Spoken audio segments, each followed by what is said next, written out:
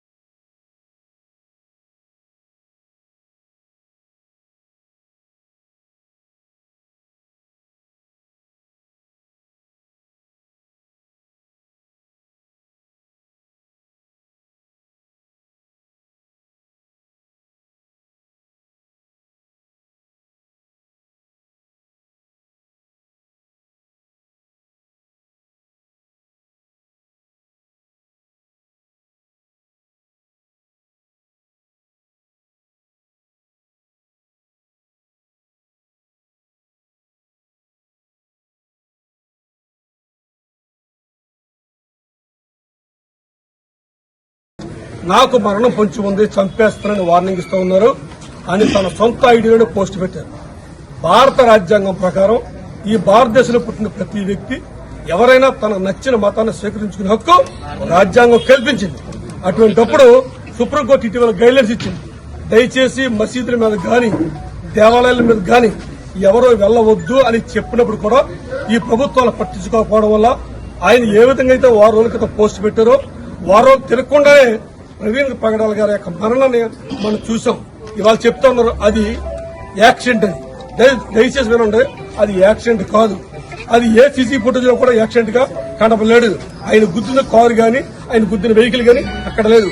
వేరే చోట పడిపోయి శవం మీద మోటార్ సైకిల్ పడి నరికినట్లుగా ఆడవాళ్ళు ఉండటంతో మా నాయకులందరూ కూడా నిన్న నుంచి ధర్నా చేస్తా ఉన్నారు. ఆయన్ని పోస్ట్ మార్టం చేయాలి, సిబిఐ ఎంక్వైరీ చేయాలి.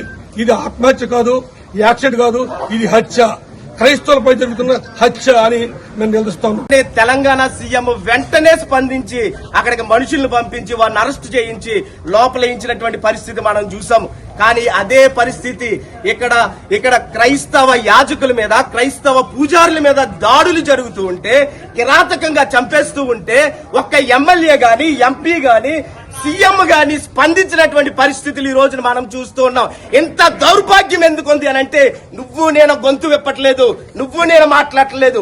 ఈ రోజు నువ్వు మాట్లాడవలసినటువంటి పరిస్థితి ఎంతైనా ఉందని నేను జ్ఞాపకం చేస్తా ఉన్నాను. కాబట్టి మనందరము గొంతు విప్పాలి, నోరు విప్పాలి. మరొక విషయాన్ని నేను జ్ఞాపకం చేస్తా ఉన్నాను. అక్కడ సీసీ ఫుటేజ్ తీశారు. ఈ కొవ్వూరులో తీసినటువంటి సీసీ ఫుటేజ్ ఏదైతే ఉందో దాని వల్ల మనకి ఎలాంటి ఉపయోగం లేదు. ఆయన బ్రతికున్నాడని మాత్రమే మనకు తెలుస్తా ఉంది. కానీ సీసీ ఫుటేజ్ ఎక్కడైతే కొంతమూరులో పడిపోయారో, అక్కడ ఎక్కడైతే ఆ యొక్క పెట్రోల్ బంక్ ఉందో అక్కడ తీసినటువంటి సీసీ ఫుటేజ్ అది ప్రవీణ్ పగడాల గారి సీసీ ఫుటేజ్ కాదు. ఈ కేసును దారి మళ్లించడానికే ఆ సీసీ ఫుటేజ్ మనకి ఇస్తూ ఉన్నారు. కాబట్టి దీని మీద మనందరము కూడా పోరాడాల్సినటువంటి అవసరత ఉంది. ఆ నిజమైనటువంటి సీసీ ఫుటేజ్లు ఏవైతే ఉన్నాయో ప్రభుత్వం తక్షణమే పోలీసు వారు అవి మనకు అందించాలి, ఆ సీసీ ఫుటేజ్ ని చూపించాలి. కాబట్టి వీటన్నిటి మీద కూడా మనం పోరాటం చేయాలి.